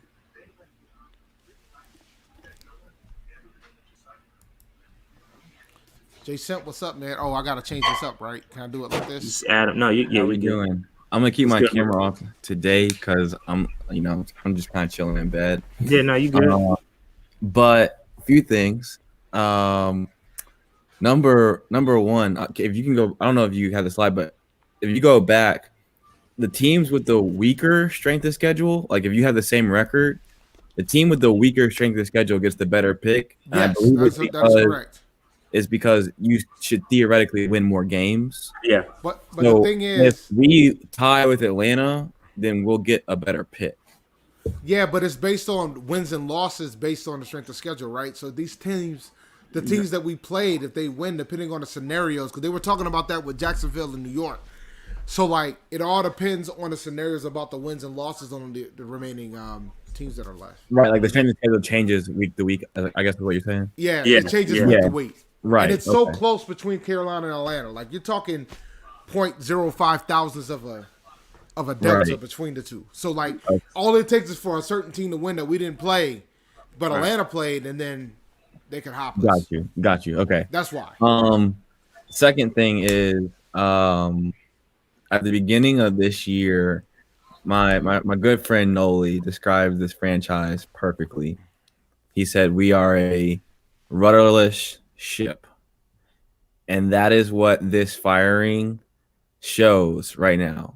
No direction. We don't know what we want to do. Some days, we're going to compete. No, it's not a rebuild, it's a retool. It's a blah, blah, blah. It's this, it's that. Teddy's the guy. He's not the guy's a contract that says he's not the guy. It's everything, every way. They don't know what the hell they want to do. They don't know what direction they want to go. They didn't want to tank. They ended up pretty much tanking. You got 4 wins on the season, and it shows. Then lastly, I think y'all remember when I called in and I had to go off on Tepper one day, because I said he buttered the fans up, got the Ring of Honor, got the logo out the field. He did all the right things. Got facilities coming, and I said at the time, that's cool. Don't fuck up the football. Yeah, all that stuff didn't matter. Right. He's messing up the football. He's too heavy-handed. And just like the decision making from my biggest red flags were him saying we're gonna run some more 3-4 this year when Ron was here, which ended up being draft picks like Marquise Haynes and Christian Miller, who don't fit the system. That's a waste of a draft pick. Then you go out and you draft Will Grier, who I understand we needed a backup quarterback. Could we have not got a backup quarterback in free agency? And could we not have had Chauncey Gardner-Johnson at that time? That's a waste of a draft. The man's played a handful of snaps, a literal handful of snaps. It's a waste of a third-round draft pick for someone who should be a quality rotational player at the very least of the third-round pick. So there's just a lot of blame to go around. Herni is to blame. It was time for him to move on. But we can't discount the blame that Tepper deserves too, because he's just too heavy-handed. Facts. I agree. 100% agree. Who next, Dave? You put him in there. I don't know who's next. Yeah, Cameron's next. I'm about to unmute him. Cameron, killer. All right, Cameron, go ahead, boss. You muted, but you got to unmute. Nah, I just tried to. There you go. He's good. He's got it. He's got to do it. Yep. Go ahead. What you got, buddy? Yeah, man, I'm just hoping we can lock up the top 5 pick. As far as the GM situation, man, I feel like we should have did this on like preseason. We should have did this OTAs around that time, so we would have been found our GM of the future, so we can get a lot of these contract situations. We should have did this when we fired Rivera. Out the park. Yeah. We should have did as soon as we made it. It's right after that Washington game. Yeah, we should have did that. We should have fired his behind too. Like, I don't understand. Like, I don't. We should have, but like I said, though, this contract kind of got me scared. Though I'm thinking it's gonna be another Ezekiel Elliott 2.0. You know, half the time he not on the field because he got injury problem, and we could have used that money to invest in the offensive line, and we could have drafted a running back like in the later round. Like I like them 2 running backs out of North Carolina. You know, we could have did that, but I mean, it's too late now. But I mean, Yep. Damage has been done. I'll take the guy from Baltimore or the guy from the guy from the Indianapolis. I'll take one of them 2. We got a draft hitting on the offensive line in the draft, like Alex Edward or tackle from Michigan in the 2nd round, and the center from Georgia in the 3rd or 4th round, something like that. But if Sewell fall to us, they'll be perfect. If the Bengals could somehow finish this game out and somehow beat the Texans, then we'll be in great position. But That's pretty. as of right now, I don't know. Now go ahead, finish your thought. My fault. Yeah, man. That's what all I had to say. All right, man. Yeah, good comments, man. The running back situation got us messed up, but yeah, man, I agree with a lot of what you said. But go ahead. Who next, Dave? Who's next? J Rock. Appreciate the call, Cameron Killer Cam. Yo, he had a dope freestyle too, man. Just so you know. Put some respect on Cam name, man. Yo, man, he wasn't computing Putin on that freestyle he dropped, man. I was very impressed. I was like, oh, I see you, Cam. You out here trying to make up for computing Putin. Yo, chill, man. All right, who next? J Rock, what's up, man? Hey, what's going on, fellas? J Rock, my man. Right. What's good, brother? Man, I finally had a chance to calm down from earlier today. I was pretty pissed earlier today because of how late this firing was. Andrew Berry should have been the guy. Mm-hmm. I feel like we've just been hustling backwards for the longest time now. It's been just a downward spiral for the past 2 years.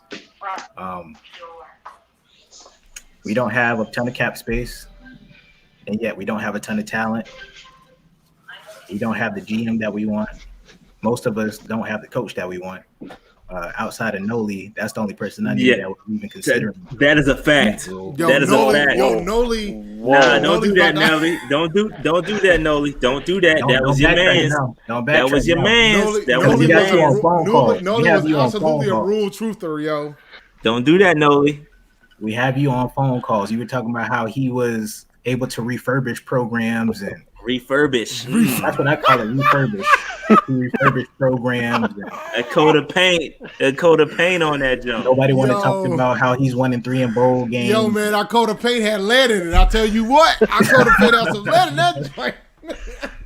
That coat of paint give people headaches. Coat of paint, yo, we high over here. But nobody wanted to bring up the fact that he's 1-3 in bowl games or nothing like that. But he's able to refurbish programs. It's just been a struggle trying to figure out what's going on as far as what Tepper's vision is for this team. I don't think he truly knows what his vision is for this team yet. With the coaching hire, he said he wanted an analytical, offensive-minded guy. He didn't get that. Yeah, there's a pause right there, though. That dude, he said he wanted an analytical, offensive-minded coach. And what we got? What do we get, Jared? I don't know what Rule does. I don't know what. I know what he. No. I'll tell you what we got. We got a defensive-minded, non-analytical coach who only leverages the analytics when it's convenient for him of his decisions. But any other time he makes a stupid-ass decisions, it's against the analytics. But I digress. Everybody talks about how he's a leader of men and he's lately throwing people under the bus, and it's just not computing with me. I don't have the computer's not puting right now. Like he's supposed to be a leader of men. The leader of men take accountability. But he's throwing people under the bus. He's throwing Joe Brady under the bus. He's throwing Teddy under the bus. So it's just, I feel like this is a bad match. I feel like this is where we go through our Browns-like struggle for a little while. Yep. And then you about to give this man the power to go out and have even a bit of say in who the GM is. And not like nobody's talking about this, right? But who's gonna want to come to the Panthers right now? That's another. Everybody's saying it's an attractive location. It's not attractive at all. It's attractive. It's not. It's not at all. It's not attractive at all, B. Like you got a quarterback. You got a owner that handpicked this coach. So they cool. They already on the same page. Then you about to get this owner, or excuse me, you about to get this coach power to pick you. Like, does that mean he have more power than you? Like, where's the struggle? Like, that's a power struggle already. I'm not signing up for that.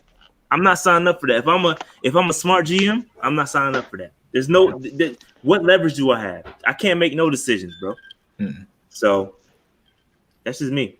I think the Jags is the most interesting position as far as the GM goes and the head coach. Yeah, because they're gonna get. I'm going to the Texans. Texans. I'm going to the Texans, man. I'm going to the Texans. Texans. We have Deshaun. Deshaun makes that attractive. I don't know what their draft picks look like or their cap. They don't have a first round. That joint. Yeah, they don't have a first round. That's for sure. They don't have one. Yeah. But the Jags have 5 picks in the top 75 for this year. Mm-hmm.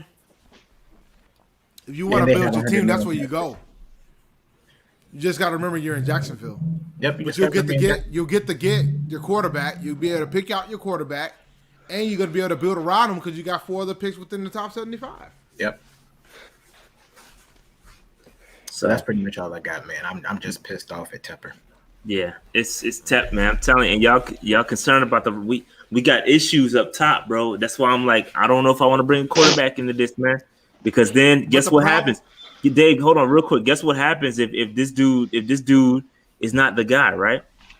If Matt Rule is not the guy in the next couple of years, I know he got a 6-7 year deal, but realistically, I'm sure there's an out like in year 3 or 4 or whatever. So what if this dude ends up picking a quarterback? He not the answer. You end up stuck with a quarterback that this dude picked, and now we get into a situation where the Jets are right now. You know what I'm saying? And it becomes it's a bad cycle. It already started. It's already ugly. Like we letting the GM, we letting a coach pick the GM. That's not how it works. Like, we hustling backwards. Go ahead, Jared. Tepper strikes me as the guy that has, like, he's sound in everything else he does, but he has this one hobby that he's really interested in, and he spends all his money on that. I feel like football is that hobby for him. He's just out here just spending money. Like the contract from Matt Rule, I don't even think he considered that he was going to be in the top 10 of highest paid head coaches. No, he just tossed the bag out there. And just gave it to him. All right, well, let's make it happen. 7 years, $10 million. Look, man. See, Zero, man, you ain't been around. You ain't been around the way. And it's fine. You ain't been around the way. But if you've been around the way, you have known that I'd never liked the Matt Rule hiring at all. I never liked the Matt Rule hiring. I roll with it because that's who we hired. I want the guy to succeed. He's here. But I wasn't a fan of it. He was, at best, my third option for head coaches. They calling us out because we saying Matt Rule got to go. We're not necessarily saying that. We just because I don't know if Matt Rule's the guy at all. I'm just saying if we're out here, if we got an owner out here saying that Herni was involved in hiring a coach, then there's a different discussion that has to be had. So then if you're telling me that Herni hired this coach, if you guys are saying that Herni, if you guys are going to give credit to Herni for hiring this coach, then you have to start thinking about, all right, how much longer does Rule truly have? Because the GM that hired him is gone. So what are we doing? That's what I'm saying. Yo, dog, if you don't like our opinion, all you got to do is click X on Safari, Chrome, if you're on Internet Explorer, Edge, Firefox, whatever browser you got. You can just click X. He strikes me as the guy that uses IE, man. That's awesome. You think he's IE? I gotta use IE at work, so I can tell you how old it is. But it's fine. That's what you. Hey, but but real talk, we not saying Matt Rule is not the guy. But what we're saying is that the decision that we're doing, like the order of operations is not proper. And what we're saying is that if he's not the guy, you are allowing a head coach, to pick the GM.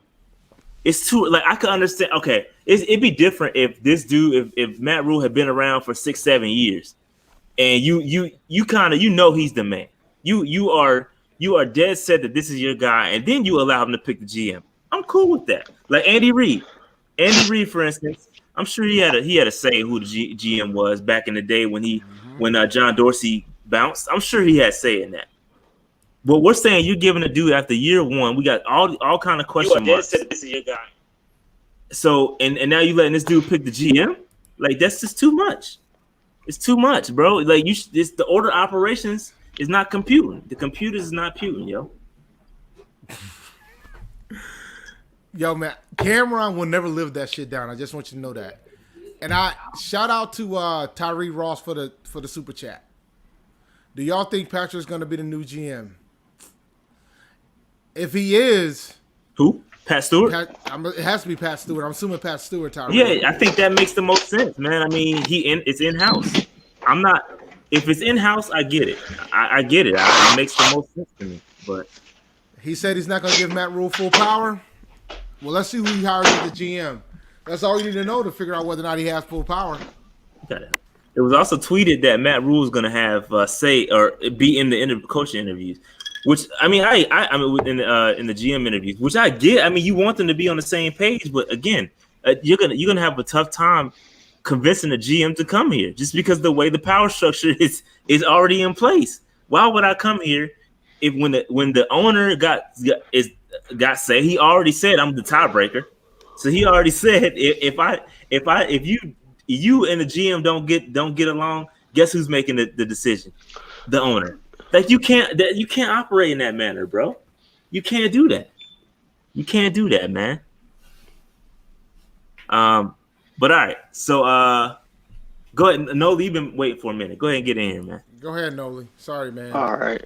First of all, Jared, if we want to add context. Nah, that's your man. Yes, I did. Hold on, relax. I did say that about Rule, but y'all always have to add who was my number one and who was my number two. It was clear. And the main reason I wanted Rule at 3 is because I did not want McCarthy or McDaniels. But I was clear from the jump. I won't admit I was a little excited for Rule, yes, but he was not my number one. He was not my number one on my list at all. Hey, yeah, facts. Same. And to be fair, on my list, it was based on the guys we had interviewed. So the fact that we didn't even interview Stefanski is embarrassing. And then when he hired all those college coaches, but you can, yeah, I'll own that I was the most excited in the PNP. But I'm trying to stay calm right now because I'm at home for the holidays. But if I was there's no shame in your blood pressure rising occasionally. I just don't want to scream and have my parents get all scared. I'm with Jared, man. I'm so angry, bro. Like, I feel like we're turning into the Hornets in slow motion. With the Hornets, you had a power struggle between Michael Jordan, Rich Cho, and Steve Clifford. And, bro, what lost me is when he said tiebreaker, I about soared off the road. I was like, uh-oh. Like, bro, what are you tie breaking for? That's a huge red flag as a GM. If I'm a GM, okay, first question for me, I'm in the interview. I'm in the interview seat, and I get a chance. Mm-hmm. And when David Tepper asks me, "You got any questions for me?" I'll be like, "Excuse me, sir. Let's revisit something real quick." You said if myself as a GM and the head coach have a disagreement, I need clarification on your comments as far as this what is this tiebreaker comment you mean? What does that mean? What does that mean? I need clarification around that because that's a huge red flag. It means red flag, bro. That you're just a body. You're just there. You're just there. He wants a PowerPoint presentation about your draft pick. Dude, exactly. You're just there at that point. If you're the GM and you ain't really got the leverage to make the decision, like you're the GM, you make the picks. Like you talk to the coach, you know what I'm saying? The coach says, I think we should get this guy, but the GM can still say, well, nah, I don't agree with you, we're getting him. And that's it. Marty didn't have that. That man had to get a tiebreaker with the owner. Yeah, somebody who don't want pro personnel power. Man, get out of here, dude. This is I'm so worried. The alarm bells. What set me off was a tiebreaker comment, because this is about to be a clown show, and it's like we are the train wreck happening in slow motion. And earlier, what Dave and Shad was talking about, Rule was 100% a Tepper hire. It's not even debatable, in my opinion. Yeah. When the owner goes out there and said he reminds me of myself, he sweats like me. Like that's a done deal. Matt Rule whispers some sweet nothings out there for 8 hours, however long it was, while Marty Hurney was down in meatballs. And Marty Hurney was just there for the, when you're an adult, flight, man. If you got an older sibling and they take you out to hang out with their friends and you just there to chill. That's all Marty Hurney was. It wasn't nothing at all, nothing at all. So you have an owner who is so involved. He hires the coach first, gives his coach all the money, and Dave, I'm warming up to the idea that he picked Joe Brady. That would not shock me because Brady is the only person on the staff that has no connection to Okay, goal. so let's hold on real quick. Let's address this. Okay, he's not picking the GM. He's just sitting in the interviews. Let me tell you something. Let me tell you something real quick. If you've ever been a manager, if you ever interviewed anybody, if you're in the room, you have a say. That I don't know if you've ever been in that position before, but if you're in the room, you always have a say. Hey, what do you think about this? They're always going to take your opinion to account. Maybe you've never been in that position. Maybe not. Maybe we've never been in that position before. But maybe Tepper's the type of guy that isn't going to take your opinion. I mean, there's some managers that don't take the opinion of the people that's within the panel. They don't have you in the room then. Yeah, exactly. You don't have them in the room, bro. Like that's not how it works. That's not how it works. If you're in the room, you have a say, bro. You have a say. Not if the hiring manager's mine's already made up. Yeah, and I agree because I do buy into Rule's sentiment. Like, I don't think he's going to be, but like, I do think he has enough on his plate trying to learn how to coach at this level. I don't think he wants to micromanage and be GM, but he has to be on the same page. So I think we're going to hire somebody that Rule is comfortable with, and it just feels like a train wreck happening. Like, I just feel like for the next 3-4 years until Tepper learns the hard way, if this doesn't work out, we're just going to be a sub 500 team. And the only thing that could make this better, in all honesty, in my opinion, is if they hire somebody that we all like. I think we can agree. Had we hired Eric Bieniemy, everybody would be happy and on board. If they hire like a Will McClay or somebody that would start on Rashad's list, that's the only way. But Noli, here's where it gets interesting, right? If they hired Eric Bieniemy and Marty truly made that decision and got the push to hire that head coach. Mm-hmm. And they fire Herni this year, Eric Bieniemy's days are numbered. So in hindsight, you might be glad that you didn't hire him because he wouldn't. His lease is going to be a lot shorter than other head coaches. Yeah, I agree to Slim to a point. He said if Tepper was smart enough to hire Bieniemy, he would have been smart enough to give him some time. So, but yeah, I'm glad Bieniemy didn't get hired. I would have hated for him to get a raw deal with our franchise. Yeah, man. That would have been tough to watch. But like overall, I just think we're headed for a train wreck. Again, like I said, clip would be unloaded if I wasn't home for the holidays. I'm just fingers crossed that they hire a competent GM. Yeah, we need the right guy, man. Yeah, I'm not in full train wreck mode yet, but I see it coming, man. No, but I just want to see who they pick as the GM. Man, the selection of the GM is going to tell you everything you need to know. I just heard that tiebreaker comment, and I'm just like, that was a huge red. When I read that, I was like, bro, what? But then it goes back to why in the hell did you keep him after you fire Rivera? Like, why what he's doing? Did you keep him? He doesn't know what he's doing.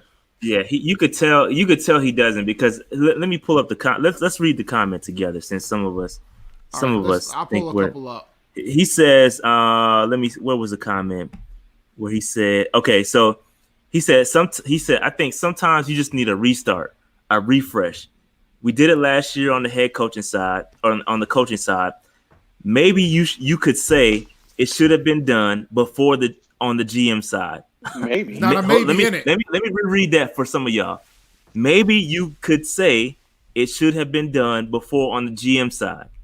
Maybe it should have been. I'm sure people may say that otherwise or on both sides. I think it's just time on both sides to do that. Like, bro, yes, you're right. Yeah, we're saying it because, yes, that should have happened.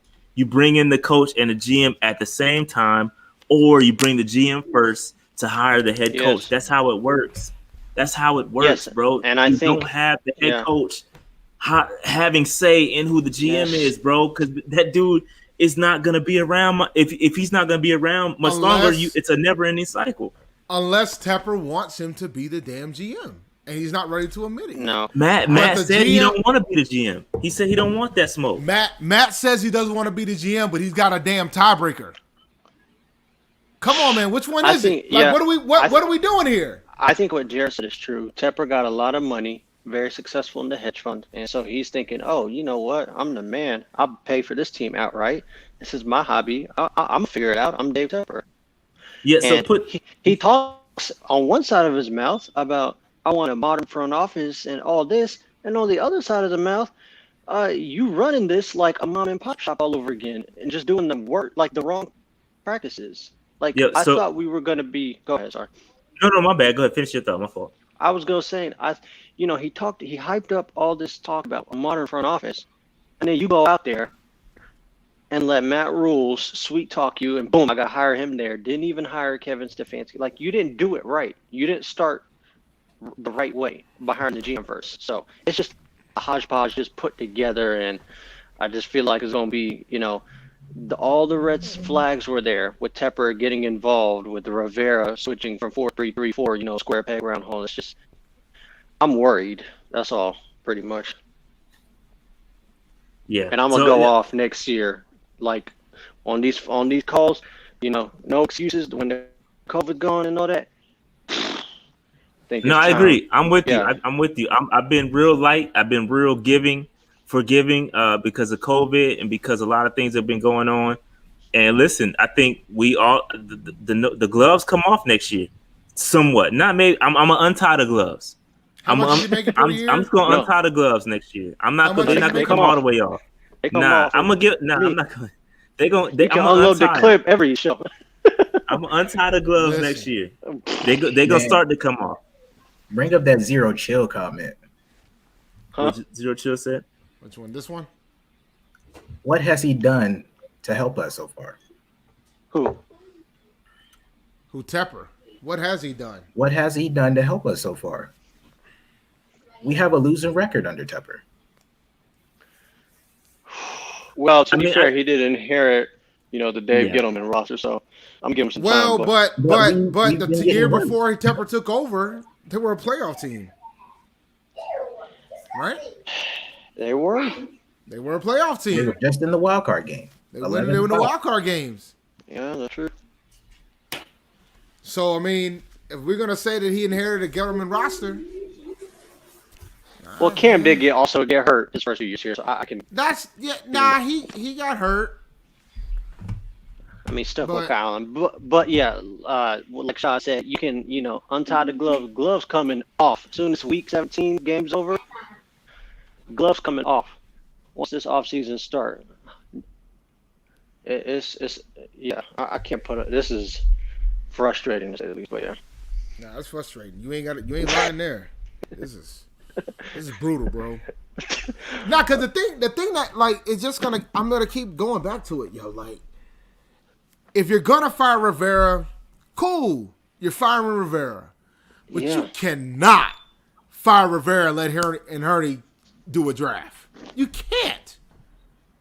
No matter how good his draft is, no matter how much credit you're gonna give him for this draft, you cannot fire Rivera and not fire Herni. It makes absolutely no sense. Facts. They both got to go at the same time. They both have to go. And what's going to happen when Rivera is making a deep playoff run with Washington? Dude, in the next couple years. And maybe with Cam Newton. That's going to be about something for some fans. Yo, listen. And I didn't say this. I said it in the chat, and I'm going to say it for you guys. Dude, the Washington football team can clinch the division beating us on Sunday. Oh, they have a scenario that we getting the win, Dave. We're gonna win. We're gonna win, Dave. You think we're winning now? And we're gonna get out of the top 5. Jared, let me finish this time, bro. Don't such get. You don't need that. Jared, chill, Jared. Let me. 2020 been rough enough. We don't need it. Yo, chill, Jared. Yo, let me finish this time. I knew exactly where you're going. I don't want to hear it. That's negative energy. I do not need your negative energy. Bro. You know what happened? You know who we always beat Washington, every year? yo, it's funny. You say Washington 6-8, but Washington only needs to win one more game to win the division. And they could probably win the last 2 games and go 8-8. And then what? I mean, Ron Rivera has a history of winning playoff games with a losing record. So let's not. I mean, they're going to get a home game in the playoffs, and we chilling at home trying to figure out whether or not we're going to be top 5 or not. They're going to fight for that win, too. Yeah, and my thing is, we always beat the Saints week 17, so I'm just crossing my fingers that doesn't happen again. Well, the problem is with the Saints losing against the Chiefs, they might not have a reason to play. That's true. They might sit. Man, that would make y'all. That would piss all y'all QB. Yeah, I remember a couple years ago when Jared was. What year was that? Yo, Jared was hot. Was it last year? Was it the year before last? It was 2018. Yeah, Who did we miss? Yo, Jared was hot, 2018, bro. We beat the Saints, and we dropped like 2 or 3 draft spots. Yep, 2018. It ended up. So go back, pull up the Tankathon. Hold on, let's get that back up. It ended up not being. So if we win, not mattering. If we win, we'll end up falling all the way down to 10. Oh my god. Well, like, when we beat the Saints, if we win a game, pull that back up. Yeah. If we win, hold on, let me take down Zero Chill's comment real quick so we can get the whole spectrum. If we win, we would fall all the way down to 12. Oh my god. We would fall all the way down to 12 if we win a game because the strength of schedule. Damn. Right? Yo, y'all would be so hot. Y'all would be hot. No, truth be told though. Hold on, truth be told, I think 7, 8 would be actually good prime area for drafting a quarterback. No, I think right where we're at now is trade down material. So you could still land you a potential. It depends what Atlanta, because if you look at the teams behind us. All right, so Atlanta, I think might take a quarterback. All right, Miami's not taking a quarterback. Philly's not taking a quarterback. Dallas might. I doubt it. They might take a quarterback. That's a strong might. Chargers not taking a quarterback. Giants they might. I doubt it. They won't. Because if Gettleman's still there, they won't. Detroit, you got to stay in front of Detroit though. Detroit and San Francisco, they're teams you got to stay in front of. If they're going to take quarterbacks. So the bottom line is, if we win, like you guys are rooting to win, beat Washington, but y'all still want Justin Fields, it ain't happening, bro. Because if we win, we're falling all the way down to 12 because of the strength of schedule.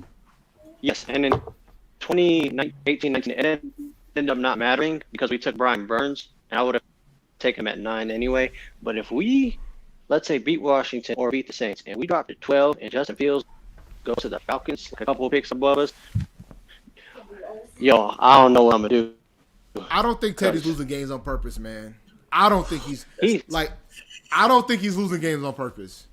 No, I think Rashad might think he's losing games on purpose. I think he's actually trying to win these games, bro. And he's just not capable. He's not capable of taking a bad team over the hump. Yeah, he's not. I don't think he's trying to lose these games. He's not the guy to take a bad team. He's not. We need some more help. We need some more help. You should be scared, Miko. Yeah.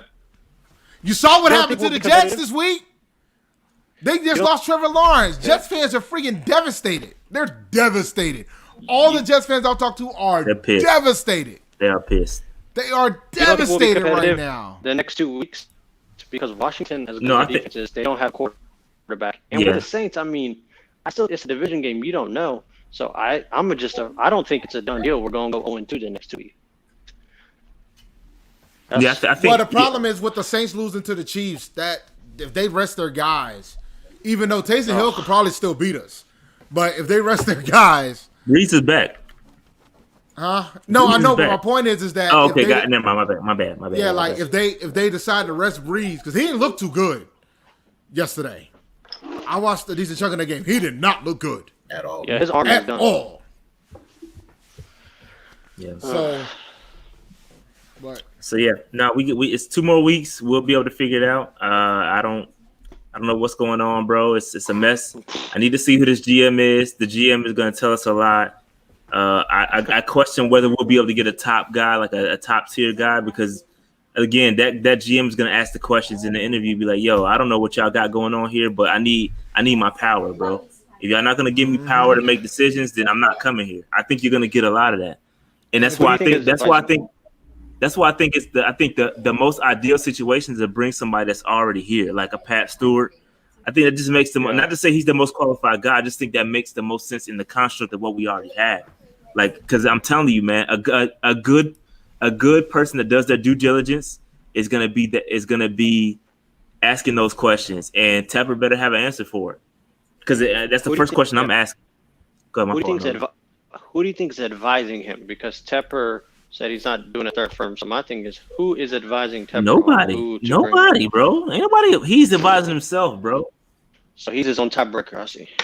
God. Yo, look at what he said. Like, you want me to read it again to you? Yo, he said. Yeah, no, I heard it. Yeah. Yo, he said sometimes you need a restart, a refresh. We did it last year on the coaching side.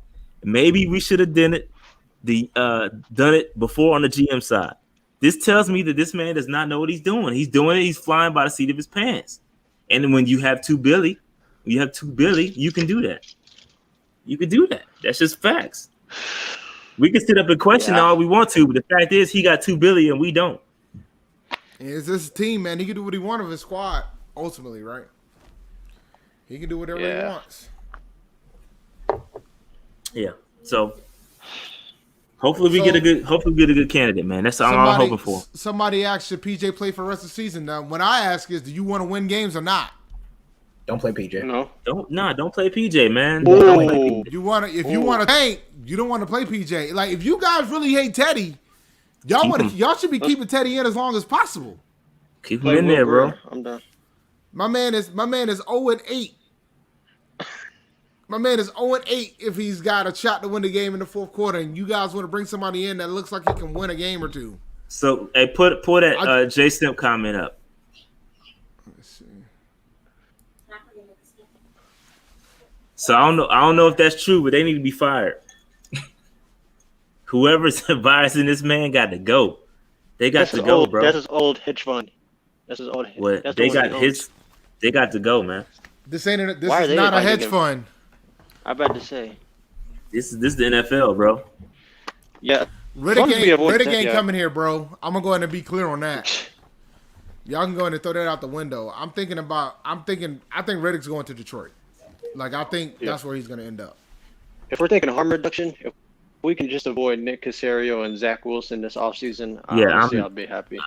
Hey, listen, real talk, man. I'm warming up to Zach a little bit, man. Y'all can kill me. No, I'm just warming up, man. It's warming. I'm washing my hands. Oh. The water's getting warm. That's it.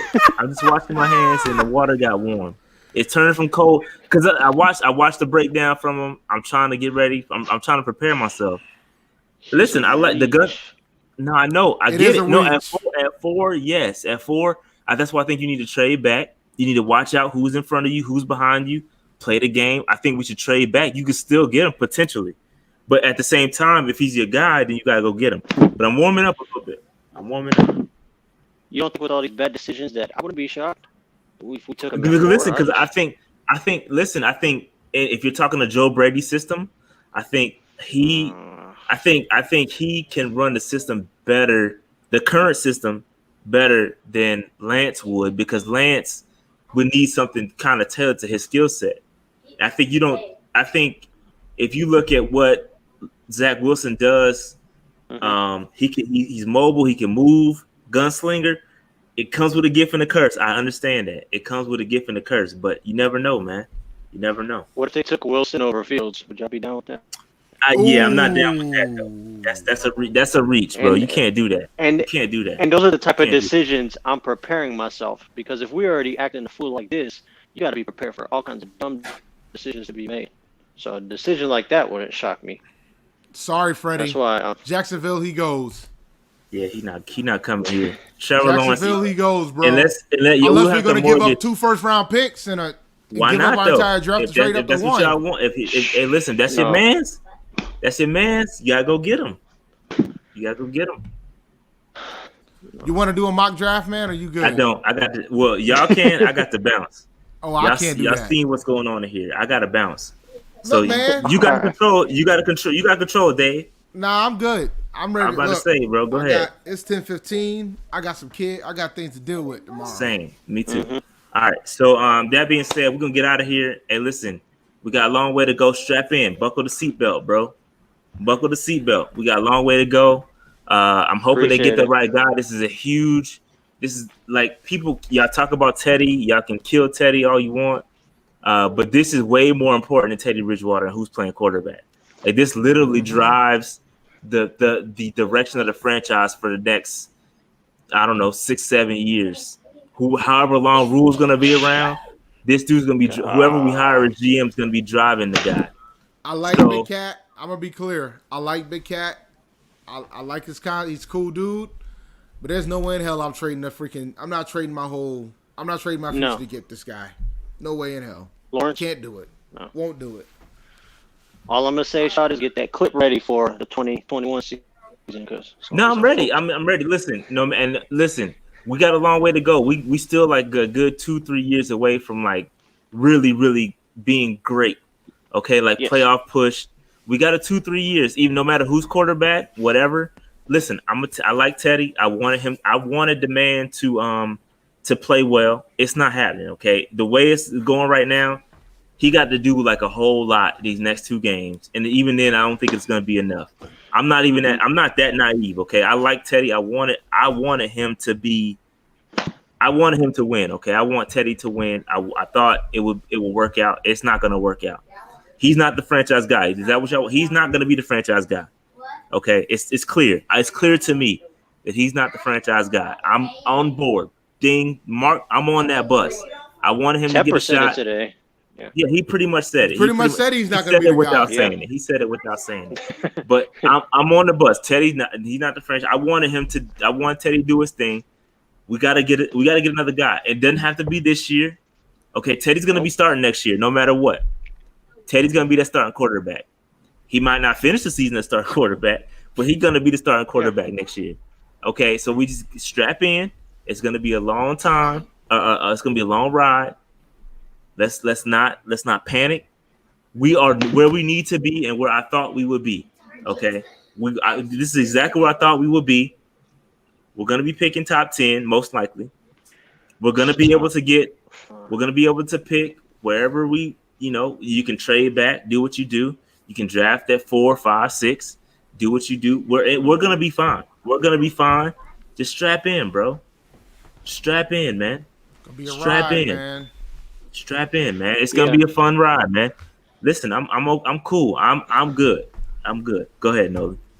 Yeah, last thing I'll say, if we were going to win 4 games all along, I think it would have been better to just throw out Will Greer. But I agree. But you can play this. I agree with you. I'm not saying that that's not true. But I can go back. What my problem with saying that is I can go further back than what you're saying. Okay, I can instead of saying we should have played Will Greer. I agree. Okay, well we should have hired Eric Bieniemy too, and we should have hired a GM. So that's the problem I have with saying what we should have, could have, would have did, because there's a lot of other things we should have, could have, would have did the right way, and we just didn't. Oh, that's true. That's true. And I think, I say it again, even with Teddy being our starting quarterback next year, we're not in a terrible place. No. We're gonna be fine. We're gonna be able to walk away from his contract next year. Minimal dead money. It's gonna be just fine.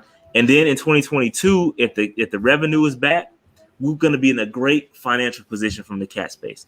We're gonna be good. We're gonna be fine, man. We're gonna be just fine. We're gonna be just fine. So let's just relax. Let's strap in and listen. I'm with y'all, man. We good. We good. Appreciate it. I don't know where Dave is at, and he got the controls to end it. So I think we gotta wait till he get back. I guess we can run a mock real quick, and we wait till he get back. Hold on, let me see what I can do real quick. If you come back in the next 2 seconds, y'all SOL. All right. Jared, that mock was funny. Where they had just Falcons right above us, and then they took Justin Fields, and both quarterbacks were gone. Oh yeah, my joint is riding slow. Oh, here we go. Let me see what I can do. Oh, Dave came back. Y'all just too bad. Too bad. My joint was going slow. I got this janky Wi-Fi at the resort, so that's all I got. Got the Wi-Fi, man. You It's got the janky. Wi-Fi. You gotta pay for the upgrade, and I'm cheap. So, Oh, all right. no. So Dave, let's go ahead and close this out, man. We good over here, bro. All right, man. Just for those who don't know, subscribe, hit them likes. Yeah, almost at 4K too, man. We getting close. We at like 3,400. We getting close. We'll get us to 4K. I'd like to get at 4K by the draft. That would be dope. We get to 4,000 by the draft. Go ahead, my fault, Dave. Yep. Follow the podcast at Panther Nation PC. We're on Facebook. We're on Twitter. We're on Apple Podcasts, Panther Nation Podcast. You can follow me at ChampD1012. I'm going to do the final fantasy waiver wire for week 16. I'm not going to do one for week 17 because most of you leagues shouldn't have one anyway. And I'll do my fantasy Q&A on Sunday, like as always. Maybe I'll do it earlier this week because of Christmas Day. We got a couple games going on Christmas Day. Maybe I'll do something. We'll see. But just hit me up if you have any fantasy questions on Twitter.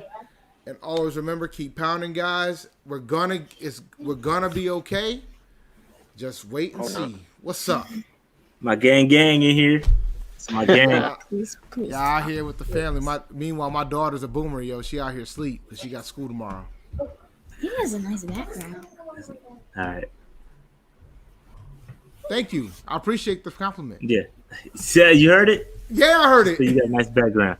All right. That being said, we live? Okay. Go ahead, Dave. We good. Peace out, y'all. Merry Christmas, everybody, or happy holidays, whatever you celebrate. What's the equation, Slim? I went to work today.